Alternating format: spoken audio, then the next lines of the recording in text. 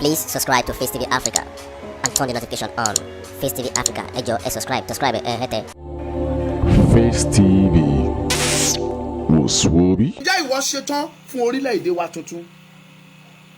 Are you set? Until you know that Yoruba as a nation is bigger than you. If you are part of this agitation, if you are in media, or sí lára àwọn media, you are just talking, or on the ground you are working, you are not vocal as I am, you are not vocal as Olubedu, you are not vocal as Erelu, or as Omobori Owo, as Ijile, as Oshatola, and so forth, or as Olayomi Koiki. You are not as vocal as them. But on the ground you are working. But the work you are doing is somehow affecting our progressing. Iṣẹ́ tó ló ń ṣe yẹn, ó ń dènà iṣẹ́ táwa tó kù ń ṣe. Yẹra ẹ wò, ṣé mi ò máa kó ìdènà bá iṣẹ́ ọ̀rọ̀ Yorùbá nation? It is true, lótìtọ́ ló ní lọ́kàn ẹ pé ó fẹ́ kí Yorùbá dá dúró. Ṣùgbọ́n bó o ṣe fẹ́ kí Yorùbá dá dúró tó yẹn, inú ẹ, ìwà ibi tó wà nínú ẹ, ó fi ń ṣokùnfà ìfàsẹ́yìn fún ìlọsíwájú ìran Yorùbá yẹn. Because agídí, ìwà ìpáǹle, ìwà ìbátẹnijẹ́ tó wà nínú ẹ, ó fi ń ba nǹkan tá à ń ṣe jẹ́. Share it. And those of you watching us from the YouTube, please share it. This is important message to all the agitators. Agídí tó o ní, ǹjọ́ mọ̀ ipò ó fi ń disturb iṣẹ́ tá à ń ṣe.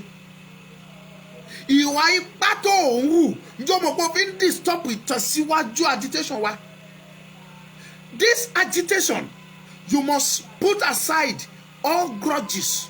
Gbogbo ìkùnsínú tó bá ní, gbogbo agídí tó ní, gbogbo ìgbéraga tó ní, o gbọ́dọ̀ lọ gbé kọ́sẹ́gbẹ́ kan ní tó bá mọ̀ pé o fẹ́ ja ìjà òmìnira fún ìran Yorùbá. Tó o bá gbé gbogbo agídí ẹ̀ pàtì, kó o gbé gbogbo ìkùnsínú ẹ̀ pàtì, I can guarantee you pé òun fa ìfàsẹ́yìn bá wa ni o. Adẹ̀mọ́ máa ṣẹ́pè sí lójoojúmọ́ ni. Ẹni bá fẹ́ máa fa ìfàsẹ́yìn bá ìran Yorùbá. So mi ò ní sọ̀rọ̀. Èyí náà mọ bó ṣe máa lọ now. This is just my message for you, for my fellow agitators. Either you are in media or you are not in media. I am saying this because àìfi ìmọ̀ ṣọ̀kan yín, àìrẹ́ yín, àìṣepọ̀ yín, ó ń kó ìfàsẹ́yìn bá dá ń ṣe.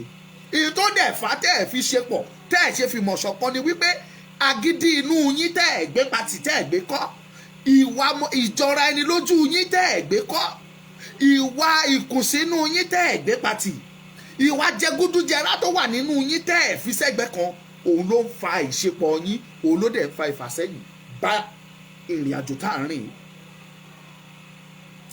Go and stop it. It is no more.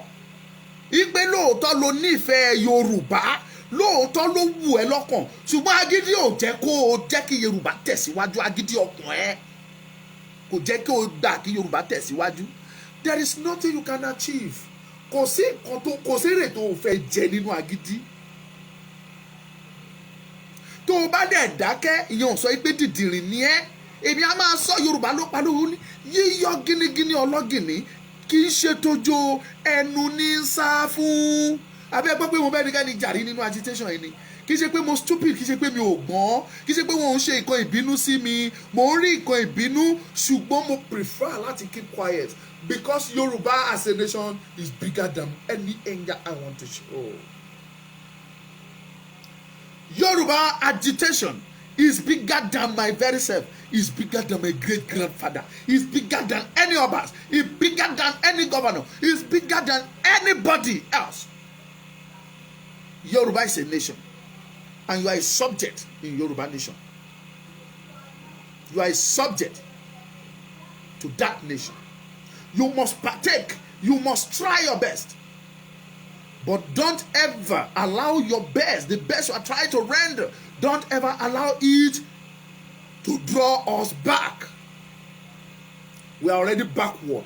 We are trying to move forward. Ẹ gbìyànjú kẹ́ ẹ gbé ìkùnsínú, kẹ́ ẹ gbé agídí, kẹ́ ẹ gbé ìwà ìpáǹle, kẹ́ ẹ gbé kọ́ ká fi gba Yorùbá nation wa, Odùduwà nation. Tá a bá gbà tán, o lè wá pa itú tó wẹ̀, o lè lo agídí ẹ, ìyẹn tó fi wá bá gbà ẹ láàyè, because we have a very good constitution, very great laws that will guide everybody, that will make Yoruba nation fast in progressing, that will bring us to 21st century nation as fast as it is. It is God. Ọlọ́run ló fẹ́ ṣe. Gbogbo ìpìlẹ̀ yẹn ti wà nílẹ̀, ẹ̀yin ilẹ̀ ṣe ń fa ìfàsẹ́yìn. Kí ló burú nínú kí gbogbo wa jọ fi ìmọ̀ ṣọ̀kan ká jọ ṣe pọ̀? Àní kó má lẹ́gbẹ́ tiẹ̀, àní kó má ṣe tiẹ̀, ṣùgbọ́n kí ni nǹkan tó burú nínú ẹ̀? Ò ń jà fún Yorùbá nation, ń jà fún Yorùbá nation. Yẹra ẹ wò, béèrè lọ́wọ́ ara ẹ. Are you set for the new nation truly? Tó o bá ń lo agídí, mi ò lè bá lágbájá ṣe, mi ò lè bow down fún tàmẹ̀dù, tàmẹ̀dù ò lè jọba lórí mi, mi ò lè ṣe lábẹ́ mi, lè ṣe yẹ́sà fún. If you continue that way, màá guarantee ẹ pé o fa ìfàsẹ́yìn bá Yorùbá nation. Tó o lo fẹ́ràn Yorùbá nation, tó o lo love, you are fa ìfàsẹ́yìn bá wàás. So it is better kó kúkú jáwọ́ kó má ṣe é ju wípé kó wá máa parọ́ pé òun ṣe Yorùbá nation kó dẹ̀ má ba tá à ń ṣe jẹ́. Ó tàn kó jáwọ́ pátápátá. Tó o bá jáwọ́ ó léwu o, because àwọn tó nílẹ̀ wọ́n fẹ́ bẹ̀rẹ̀ sí ní ju pàṣán. Tó bá dẹ̀ bẹ̀rẹ̀ sí ní ju pàṣán yẹn, kó má lọ bá ẹ, torí tó bá ti rí ẹ pé wà lára àwọn tó ń fa ìdíwọ́ ìdènà bá wọn, wà á jẹnu pàṣán yẹn. Ẹ fún mi ní love now, ẹ kàn ẹ jẹ́ ní love now, I need that love. Thank you very much, and God will bless you abundantly. Yes, èmi lọ́mọlúkà tó sọ̀rọ̀. God will bless you, God will love you, God will love you, and that is what I always say when I'm praying. I pray for people that loves me, that God please love them. And when God loves you, forget you have everything. Ẹni tí Ọlọ́run bá nífẹ̀ẹ́, gbogbo nǹkan ló ní. Tí Ọlọ́run bá fẹ́, ohun gbogbo ló ní. That is why I have everything. God loves me. Ohun gbogbo ni mo ní. God will love you.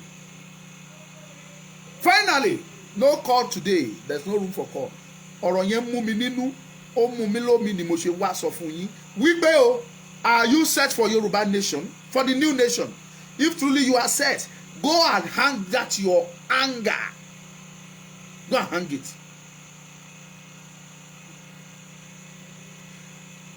Ìwé kíní kan wà tá a máa ń kà nínú ìwé aláwìyé ayé ìjọ yẹn.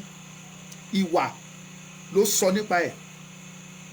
Lóòótọ́ ó wù ẹ́ lọ́kàn ẹ pé kí Yorùbá bọ́ lóko ẹrú, ṣùgbọ́n ìwà ẹ̀ ń fà wá sẹ́yìn. Òwe tí a máa ń kà ń gbà yẹn, àkọ́sórí yẹn ó sọ wípé tọ́jú ìwà rẹ ọ̀rẹ́ mi, ọlá a máa ṣí lọ nílé ẹni, ẹwà á sì ti pa ìsàndóhun àbùkù, olówó òní ní dolòṣìbó dọ̀la, àti bẹ́ẹ̀ bẹ́ẹ̀ lọ. Ìkan ló tún sọ pé tọ́jú ìwà rẹ ọ̀rẹ́ mi, ọmọ tí kìnìún bá bí orí láàrin ìjù rere, ìwà bí ọba kò ní jìnnà sí. Bí o sì rí ọmọ òpìjẹ, bí o mú wá sáàrin ọlá, kí o lè wá tọ́ ọlá lá.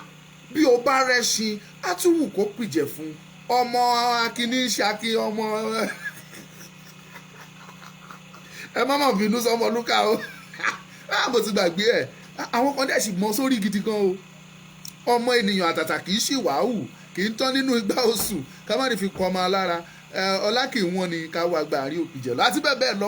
Mo try now láti 1980.